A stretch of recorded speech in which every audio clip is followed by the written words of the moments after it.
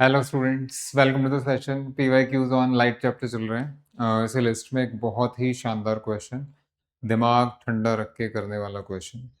ठीक है, blink of N आई में नहीं होगा। Okay, let us see the question. So this is the question. CBSE 2021-22, a converging lens forms a 3 times magnified image of an object। उसके बाद बच्चा question शायद पढ़ेगा ही नहीं। क्यों? क्योंकि मैक्सिमम स्टूडेंट्स जिनको रूटीन वर्क करने की आदत होती है, क्रैम करने की आदत होती है, याद कर लेने की आदत होती है, वो तो इस लाइन का मीनिंग ही नहीं समझ पाएगा।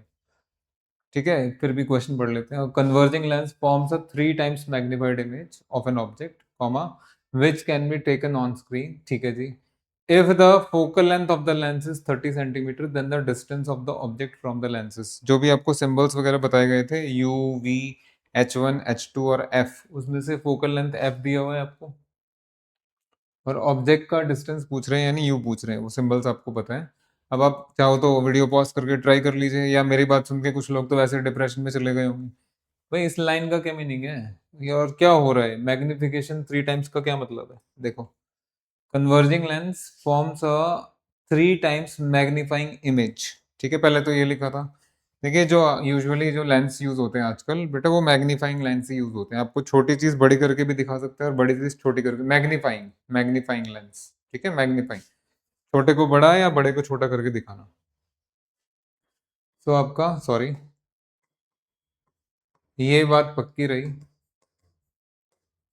Magnifying lens. अब भाई, मैग्निफिकेशन कैसा हो सकता है कि छोटी सी चीज को बड़ा करके दिखा रहे हैं, दिस इज मैग्निफिकेशन, या इस बड़े चीज को छोटा करके दिखा रहे हैं, ये these are the things, these are the things. ठीक है, मतलब जो इतनी सी चीज थी उसको बड़ा करके इतना बड़ा दिखा दिया आपको, या जो इतना बड़ा था छोटा कर दिया। Are you getting the point? You should. तो अब जरा इसका मतलब समझते हैं। Converging lens forms a 3 times magnifying image. मैं पिक्चर बनाने जा रहा हूँ, लेकिन पिक्चर बनाने से पहले ये क्वेश्चन में आपने ये नोटिस करना चाहिए, विच can be taken on screen. Which can be taken on screen का मतलब देखिए, दो तरह के लेंस आपको बताए गए हैं, एक कॉन्वेक्स और एक आपका कनकेव। अभी कॉन्वेक्स चल रहा है। तो कॉन्वेक्स में यूजुअली इमेज राइट साइड में बनती है, ऑब्जेक्ट लेफ्ट लेफ्ट साइड में होता है, इमेज राइट साइड में होता है। ठीक है, बट उसमें कॉन्वेक्स में ही एक केस ऐसा होता है जिसमें एक जो इमेज बनती है वो वर्चुअल बनती है, ऑब्जेक्ट के पीछे जाके। अगर आपने हमारे साथ काम किया है तो, नहीं तो मैं अलग से भी करवा दूंगा। तो ये बोलना मतलब, देखिए, ये बहुत बड़ा सहारा मिल गया आपको। विच can be taken on screen का मतलब इमेज बन रही है, तभी तो ली गई है। तभी ली गई, वर्चुअल इमेज थोड़ी ना ली जाती है। तो अब इसके भी आप पे आप डायग्राम कैसे कैसे बना सकते हैं बाबू? देखिए, बच्चों की तरह काम करेंगे।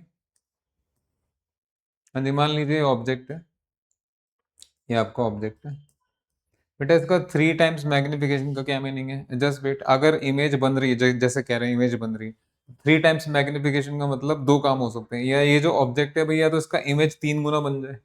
जैसे ये अगर H1 है, तो ये आपका 3 times H1 बन जाए, ये H2 हो गया ना। आप समझ गए मेरी बात? 3 times बन गया। या फिर ये भी हो सकता था, अगर ये H1 है तो थ्री, क्या पता 3 गुना रिड्यूस हो रही हो। हाँ, ये भी हो सकता है, बिल्कुल मैं मान गया। उसका इसका 3 times छोटा कर दीजिए। ठीक है, ये दो काम हो सकते हैं। नाउ द क्वेश्चन इज, इसमें से क्या, कौन सा काम हो रहा है? अगर हो भी रहा है तो क्या काम हो रहा है, पहली बात। दूसरा, ये डायग्राम मतलब हमारे हिसाब से या क्वेश्चन की लैंग्वेज के हिसाब से डायग्राम कुछ इस तरह ही बनेगा। ये भी आप एग्री करते हैं? अच्छा जी, अगर एग्री करते हैं तो जरा ये पिक्चर देख के मेरे को बताएंगे। देखिए, ये H1 हो गया और ये आपका H2 हो गया। मैंने आपको साइन कन्वेंशन खूब समझाया। किसी भी बच्चे को प्लस या माइनस में कंफ्यूजन हो रहा है, कुछ नहीं करना भाई। इसको मानिए एक्स एक्सिस, इसको मानिए वाई एक्सिस, और वैसे ही पॉइंट्स लिखिए जैसे लिखते रहे हैं आप आज तक। सो दिस बिल्कुल, ये प्लस में 1, ये प्लस में 2, ये प्लस में 3, ये माइनस में 1। अरे भाई, इसको कोई नहीं इसको काट सकता है, ये गलत नहीं है, ये बिल्कुल ठीक है। तो ये आपको दिख गया, ये नेगेटिव। हाँ, आप समझे ना पॉइंट? आप समझे? ऐसे ही इधर आपके नेगेटिव नंबर्स आ जाएंगे, -1 -2 करके। मैंने आप खूब समझाया आप लोगों को। यहाँ आपके पॉजिटिव नंबर्स आ जाएंगे। इसको कोई नहीं भाई, इसको डिस्टर्ब नहीं कर सकता कोई भी, ये है ही ऐसे ही है। और ये जीरो या ओरिजिन या ऑप्टिकल सेंटर कह लीजिए। तो बेटा, ये H2 इक्वल टू 3H1 की जगह H2 इक्वल टू -3 है। हाँ, अब समझ गए मेरी बात? या फिर जरा ठहर जाओ, ध्यान से देखिएगा आप सभी लोग, बहुत ध्यान से। देखिए, अगर आप ये भी नहीं समझ पाए तो इतना तो दिख रहा है, ये जो भी लेंथ है ये लेंथ 3 टाइम्स हो जाएगी। अब भाई ये बता दो, ये जो लेंथ है पॉजिटिव है नेगेटिव है? ये पॉजिटिव है। और ये लेंथ कैसी है? बहुत सारी चीजें समझ में आती है भाई। ऐसे ही ये आपका u हो गया, जो ऑब्जेक्ट का डिस्टेंस है भाई, u तो हमेशा नेगेटिव ही लिया जाएगा। What about v? जब इमेज कह दिया उसने कि बन रहा है भैया, इमेज इज टेकन, तो ये v आपका पॉजिटिव है। ये बात आपको समझ में आ गई? गिवन इन्फॉर्मेशन के हिसाब से ये चीजें हमारे दिमाग में क्वेश्चन करने से पहले ही आ जानी चाहिए। अब मैं बहुत बढ़िया चीज बताने जा रहा हूँ आप लोगों को, बहुत बढ़िया, देखना जरा। आ जाओ।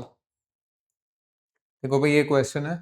अब क्वेश्चन को सॉल्व करेंगे। वो पूछ रहा है डिस्टेंस ऑफ ऑब्जेक्ट, यानी यू पूछ रहा है आपसे। यू नेगेटिव आएगा, ये तो पक्का है। और चारों क्वांटिटीज नेगेटिव दी हुई, चार में से तीन क्वांटिटीज अगर पॉजिटिव होती है, एक नेगेटिव होती है, तो आप फटाफट बोल देते यही होगा ये। बट अब तो चारों नेगेटिव, तो निकालना पड़ेगा। तो निकालेंगे कैसे? पहले एक रफ डायग्राम बनाया हमने। ये अभी मैंने जो आपको समझाया है, ये यू है और ये आपका वी है। हाँ, छोटा भी हो सकता है, बड़ा भी हो सकता है, कुछ भी हो सकता है, लेकिन ये पक्का है कि ये आपको यू जो नेगेटिव साइड में है, इसकी हाइट पॉजिटिव होगी, और वी जो पॉजिटिव साइड में है, इसकी हाइट नेगेटिव होगी। वो भी समझाया था। अब देखिए क्या लिखा जा रहा है, बहुत ध्यान से देखिएगा बेटा। ये जो लेंस दिया है, ये कन्वर्जिंग लेंस है। कन्वर्जिंग लेंस तो कॉन्वेक्स लेंस ही होता है। अब कॉन्वेक्स लेंस है और पिक्चर कुछ इस तरह से बन रही है। इसका जो वी है, या इसका जो हाइट है, या जो इमेज फॉर्मेशन है, वो उधर नहीं बनेगी बाबू, इधर बनेगी। इन्होंने बोल दिया ना, विच कैन बी टेकन प्लीज, मतलब इमेज लिया जा रहा है। ओके, तो अब जरा ध्यान से देखना क्या लिख रहा हूँ। तो बेटा u नेगेटिव होगा और v पॉजिटिव होगा, यही इस क्वेश्चन में आपकी हेल्प करेगा। सो देयर फोर, हाँ ये क्यों है ऐसा? बिकॉज इमेज इज टेकन बोला था उसने। हाँ जी, देयर फोर। अब अगला स्टेप देखिए। ये जो आपका मैग्निफिकेशन है, वो बेटा आप v बाई यू भी लिख सकते हैं, और इसको h2 बाई एच वन भी लिख सकते हैं। दोनों में से कुछ भी लिखेंगे आपका आंसर आ जाएगा। आप कहेंगे यही क्यों लिखा, h2 h1 क्यों नहीं लिखा? देखो, मुझे क्या चीज निकालनी है, मेरे को डिस्टेंस ऑफ ऑब्जेक्ट निकालना है, मतलब यू नहीं तो यही, तभी तो यही यूज करेंगे। वो हाइट में बात करते हैं तो हाइट यूज कर लेते हैं। तो डिस्टेंस निकालना है, मतलब यू निकालना है, तो इसका ही यूज करते हैं। अच्छा जी, अब आप एक चीज बताइए बेटा, ये पॉजिटिव नंबर हो गया, ये नेगेटिव नंबर हो गया। एक पॉजिटिव नंबर को एक नेगेटिव नंबर से आप डिवाइड करेंगे तो क्या आंसर आएगा बेटा? Negative negative negative negative. ये देखो जरा, ये बात पकड़ नहीं पाएगा बच्चा। मैग्निफिकेशन नेगेटिव है, और कितने टाइम्स मैग्नीफाई हो रहा था? 3 टाइम्स। तो +3 आएगा, -3 आएगा? भाई जब मैग्निफिकेशन आपका नेगेटिव है, तो मैग्निफिकेशन अगर 3 टाइम्स हो रहा है, तो -3 लोगे ना यार साइन। मैंने आपको पहले सजेस्ट कर दिया था, ये आगाह कर दिया था, यूं यूं कह लीजिए डरा दिया था कि ये लाइन पढ़ते ही आधे से ज्यादा बच्चों का क्वेश्चन वहीं खत्म हो गया, वो करेंगे ही नहीं। बेटा ये सब करना पड़ता है। ये सब आप एक्स एक्सिस वाई एक्सिस सारे सारे करेंगे। देखिए, ये पॉजिटिव है, ये नेगेटिव है, तो पूरे का साइन नेगेटिव हो गया। That means magnification should be -3 not +3, -3 as per the question. ये यहाँ तक अगर बच्चा समझ समझ के पहुंच गया तो ही वो क्वेश्चन कर पाएगा, नहीं तो नहीं कर पाएगा। तो पता नहीं, यही लग जाएगा आपको। नेक्स्ट। हाँ जी, मैग्निफिकेशन आपका v by u is -3, that means v is equal to -3। अब आगे क्या करना है? आपको u निकालना है, तो v और u आपस में रिलेटेड है, और फोकल लेंथ दिए हुए। फोकल लेंथ आपका कितना है? 30। तो लेंस फॉर्मूला लगेगा आगे, और क्या होगा? Next, by lens formula 1/f is 1/v minus 1/u, remember? हाँ, याद है आप लोगों को बेटा। u है ना, अब वैसे तो निकालना है, बट अगर वैल्यू दी होती तो ये नेगेटिव में ही लेते आप, क्योंकि इधर है। अच्छा जी, इसके बाद 1/f यानी 1/30 दिया हुआ था। 1/v की जगह आपने -3u लिख दिया है, और ये माइनस है। -1/u दोनों से कॉमन निकाल लीजिए, मैं कर देता हूँ।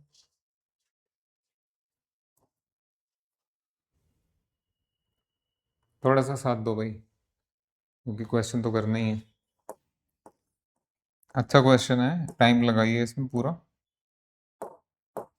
बहुत बढ़िया क्वेश्चन। ये स्टूडेंट्स, अगर मैं यहाँ से -1/u कॉमन निकाल रहा हूँ, तो बेटा अंदर क्या बचेगा? 1/3 प्लस का और 1 का, 1 प्लस का, तो दिस विल बी 1/3 + 1। बिल्कुल ठीक बात है। एलसीएम ले लीजिए। -1/u into 1 + 3 divide by 3। So this will be, दिख रहा है ना आपको? -1/u into 4/3। 4/3 बिल्कुल ठीक है। तो बेटा 1/30 का वैल्यू है -1/u 4/3, तो u को इधर ले आओ और 30 को उधर ले जाओ। सो देयरफॉर फाइनल लाइंस लिखी जा रही हैं। u विल बी -4/3 वहां बच के, और ये 30 ऊपर जाके मल्टीप्लाई होगा। आई थिंक अब you got the point. So this is minus का 40 सेंटीमीटर, ठीक है ना। 3 और ये आपका 10, -40 ऑप्शन में है ये रहा। तो ये भाई कमाल का क्वेश्चन है। ऐसे क्वेश्चन ही बताते हैं बच्चे को कि वो कितने पानी में है, क्या करेगा इस चैप्टर में, कुछ कर भी पाएगा या नहीं। और मैं फिर रिपीट कर रहा हूँ, हमने तो मिरर वाला पार्ट अभी किया ही नहीं है, हम लेंस वाला पार्ट जानबूझ के कर रहे हैं। इसकी हेल्प से सारा चैप्टर स्मूथली हो जाएगा। ये क्वेश्चन अच्छे से करिएगा, लाइक भी कीजिए, शेयर भी कीजिए, सब्सक्राइब तो आपको करना ही पड़ेगा। अच्छा कर लीजिए भाई, कोई बात नहीं। और जल्दी मिलते हैं ऐसे ही और चैलेंजिंग प्रॉब्लम्स के साथ। ये क्लास आप बार बार देख सकते हैं, देखने की जरूरत पड़ेगी। ये नॉर्मल क्वेश्चन नहीं है, रूटीन से हटके क्वेश्चन है, और ऐसा क्वेश्चन एग्जाम में आ रहा है। चलिए, थैंक यू वेरी मच।